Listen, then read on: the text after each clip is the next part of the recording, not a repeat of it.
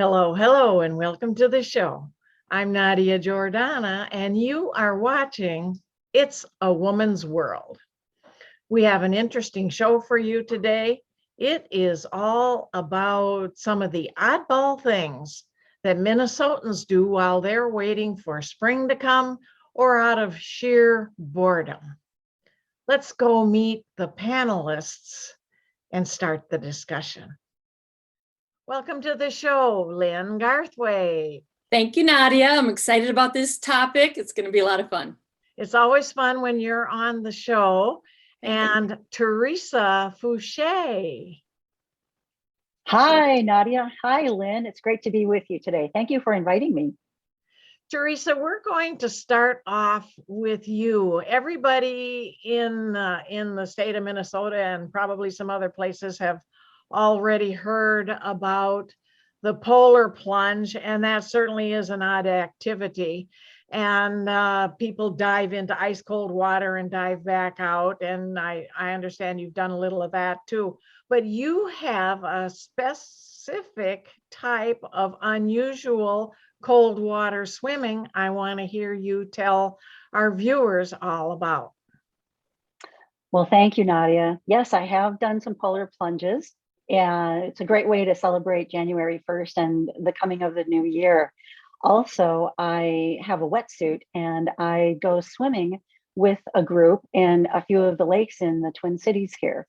I swim with two different groups. One, it's a treading water group, and it's interesting because you wouldn't think that there would be a whole lot going on there, but it's actually a lot of work. All you have to do is see a water polo team, synchronized swimmers. It takes a lot of muscles and it's a good workout.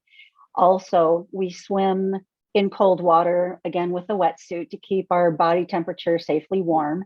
And it's exhilarating.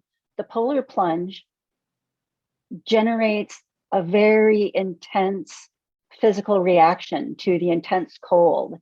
And it heightens all of the senses. It's a very interesting feeling throughout the body. There's also science that indicates that these extreme temperatures are beneficial to the body. Now, I'm not saying somebody with a heart condition or a health condition, something like that, should go in. And these polar plunges that I have done on January 1st with all different kinds of people for all different kinds of reasons, there is safety precautions in place. So there are ambulances ready and waiting, and I've never seen one have to be used, thank goodness. But it is something to, I guess, think about and make sure that one is ready to do mentally and physically. For the treading water exercise, that involves a building up to it. So this activity started as a result of swimming or treading water in warmer temperatures. And as the water got colder and colder, the group that I was treading water with said, hey, let's keep going. And I said, yeah, I've got a wetsuit because I've done triathlons in the past. And so we ended up getting boots to protect our feet and heavy neoprene gloves, the same kinds that people use when they go deep sea diving. These are tools that are very handy to use in our Minnesota lakes when the temperatures get cold. And there is how do I put it? There's an experience that happens when we encounter our natural surroundings in a way that's unusual. For example, I learned that water in warm weather is quite thin, and water in cold temperatures becomes thick. It becomes almost a nectar consistency, and it changes the way it moves around me. And it's an amazing experience. And after doing it a few times, one actually begins to crave this experience. And also, some of the health benefits include stimulating growth hormones, anti-inflammatory responses, also a calming, even an anti-anxiety response. There are mental benefits as well as physical benefits to doing what's called now cryotherapy, which is jumping in cold water. And actually, I want people to know that you don't have to live by a lake in order to enjoy the benefits of cryotherapy.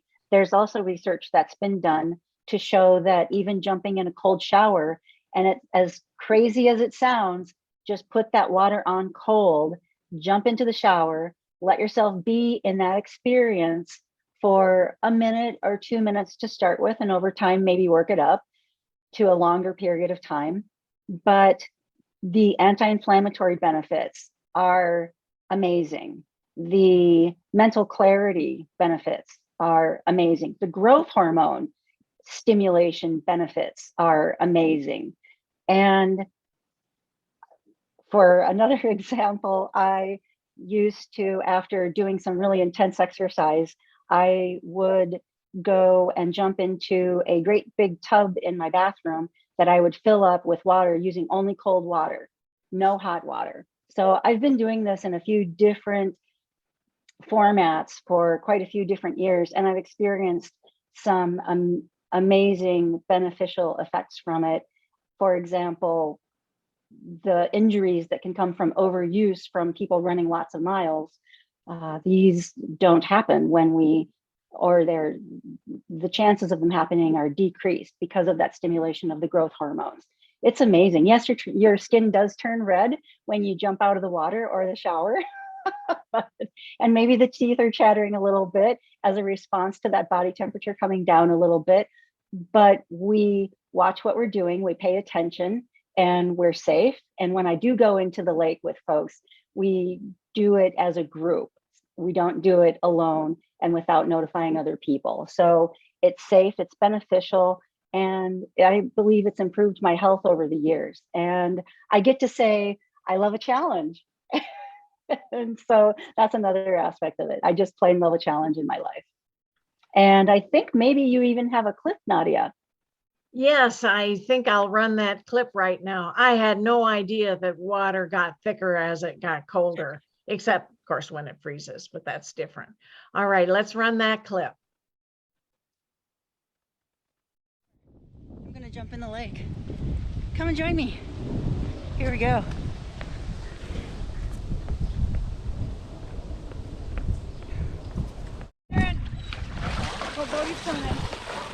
Oh, are you gonna come in? Oh, you want to, but maybe not. It's cold, honey. It's cold, man. It's cold. Oh, you're okay, baby. All right, here we go. We're in the water. Yeah, baby. Woo. Do you feel alive? I feel alive, man. I feel it.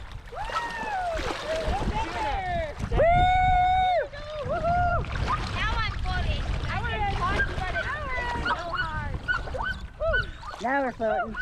Bodie, we're okay. Okay, it's gonna be awesome. Woo! Here we go. And you've got a timer to let me know when it's like 5 minutes, right? Yep.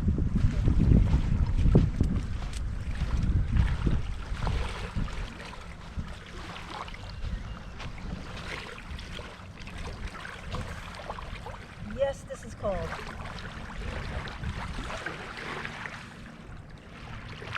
Wow. Freezing.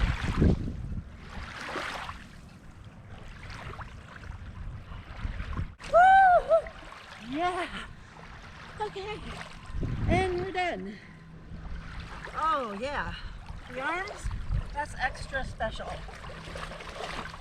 And we got ourselves some cold red legs. Here we go. Yeah, baby. Woo! It's really interesting. I don't think I will ever be joining Teresa in her cold water swims, but it was fun to look at it. Lynn, Garthwaite, why don't you tell us about a sport? I'd say it's a sport that you and I won't say we completely invented it, but you and I have been bored together on more than one occasion. And we started doing something I think was rather fun, but definitely odd. Definitely odd. I totally agree with you on that. And I would just want to add one thing to what Teresa said. Now I understand why athletes are always put in those ice baths after a big workout. So it makes perfect sense to me. But yes, you and I do some strange things together when we're bored. And I know you're gonna be showing a clip about that. I have a couple of things that I was thinking about, much more on the silly version of what people do to while away the winter boredom. One of them is that you can take a pair of jeans and maybe a flannel shirt, you get it wet, then you bring it out into the ice cold air and it freezes really quickly. And if you take a little time to first maybe use some cardboard tubes or something to kind of fill out the sleeves of the the shirt and the pants, whatever, you can form it so that when it freezes, it looks like there's a body inside. And people will stick these into their snow drifts, just kind of jam them into the snow drift and pose them out front. If you tilt the sleeve of the flannel shirt up, it looks like you're waving. Just kind of a total silliness. You can have a whole family of them, the parents, the kids. It's a hoot. It's fun to drive by. Another thing that I think is kind of funny, and I don't think this is exclusive to Minnesotans, but people who have winter golf. You have to do it with say a bright orange ball, otherwise you're going to lose that white ball in the snow. But people tee off and then go trudging after to find their orange ball in the snow. I think you have to be careful if the snow is very deep. That's going to completely disappear. But I think if you approach where you are pretty sure the ball went in, you can see the little hole that it fell into and dig it out and then go from there. I think it works best on like the shorter par 3, golf courses, because you're not doing those in-depth things or in distance things. But one of the big benefits is there are no water hazards.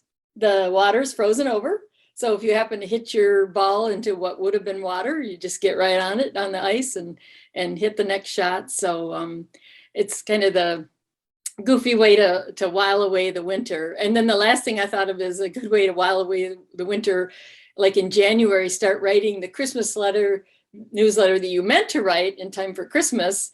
Get it out and get it out by maybe Valentine's Day. So I think Minnesotans are pretty resourceful. I mean, there are a lot of people who ski, snowmobile, all those kind of winter sports, but you can have some goofy times too. So, but yeah, let's take a look at that video you have of us tipping a few things.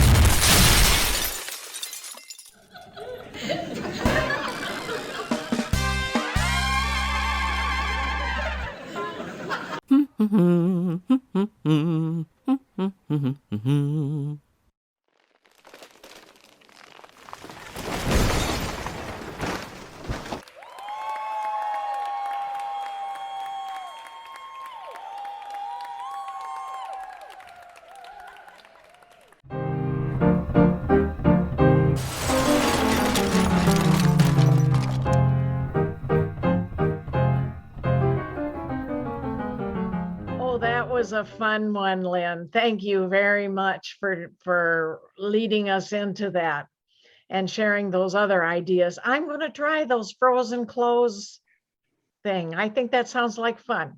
Anyway, piggybacking off of what Lynn was saying, Minnesotans love oddball displays like the giant ball of twine in Darwin, Minnesota. Gosh, there must be a couple of dozen odd museums in Minnesota, and Lynn and I have been to several of them. The first one that comes to mind is the Spam Museum. Let's take a look at our adventures there. Welcome to the museum. Thank My you. name is Justin. How are you doing? Hi, Justin. How much is this going to cost us? Well, we have to charge you free. I hope that's okay, but you can't put a price on happiness, so that's why we charge everything for free. Deal. All right, Perfect. thanks a lot. You guys enjoy. Okay, we will.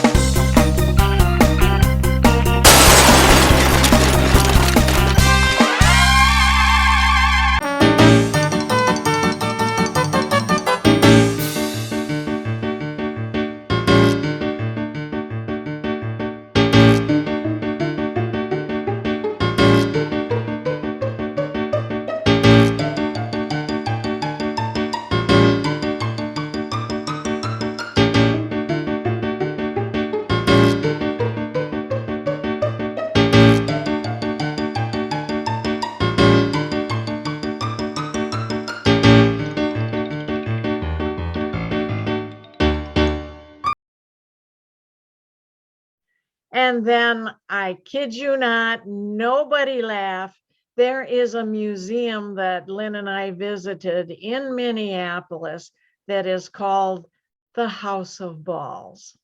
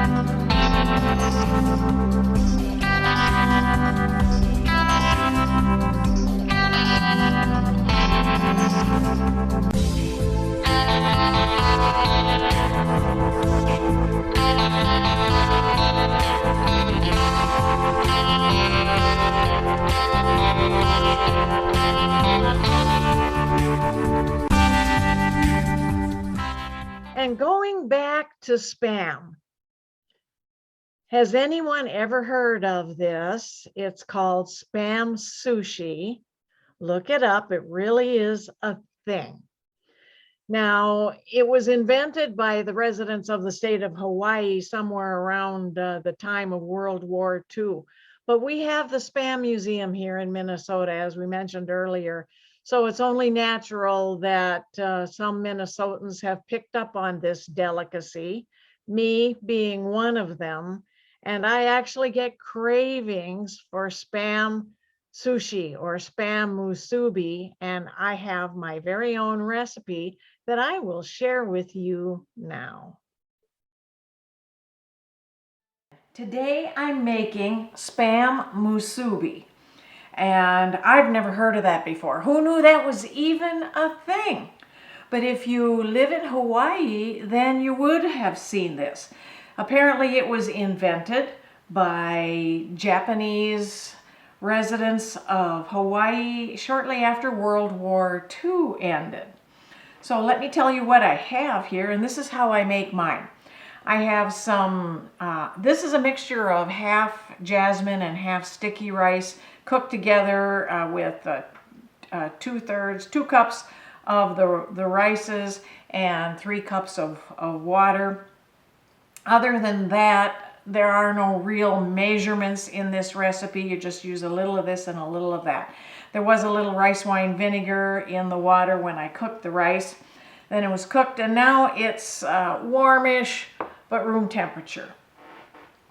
I took a can of Spam, sliced it, and marinated it in a mixture of sweet chili sauce, soy sauce, which is right here, and an extra splash of hot sauce, just because I like it that way. I've got some pickled ginger, and I've got some nori seaweed that's cut into little squares. And the reason I've got it cut into squares like this is to fit these little plastic wrap lined cups. Oftentimes you'll see the musubi done in the shape of the slices of Spam, but you can do it in a lot of different ways. You'll see that online if you look it up online. So let's get started and make a couple of these. I'll take my plastic lined cup. We'll put the nori seaweed down in here and press it down. Take a little of the rice. And it's sticky. You can see it's sticky. I've got some water here for my fingertips to press it down so that it won't just come right back out with my fingers. That's good. All right, now let's put a little pickled ginger in here. I might even drizzle a little of that sauce in here. That's optional. Put a little slice of Spam down, and then I'm going to pull the plastic wrap over and just press just a little and remove it back. Now I'll do another one and press down the nori seaweed. That works quite nicely. Wet my fingertips. Put a little bit more rice in this one, I think, just because I like it. Press that down. I think I'll put the sauce right down into, I like a little of that sauce drizzling down into my rice. Pickled ginger, slice of Spam, and press. You can see how juicy that is. All right, now let's try and see. I like to mold these, let's turn it this way, mold these out onto these little stainless steel plates. And remove it. That's very good. Look at that. That is absolutely beautiful. Can you see it? Lovely. I think I could build it a little bit higher. And let's try another one. See if this one comes out the way I'd like. And it did, as you can see. Well, we have a wonderful winner there, and that's called Spam Musubi. Wasn't this all fun? Thank you, Lynn and Teresa, for being on the show today. Thanks, Nadia. It was a good time. Thank you, Nadia. It was so fun being with you and Lynn. Great story. And thank you all for watching It's a Woman's World and having a little fun with us today.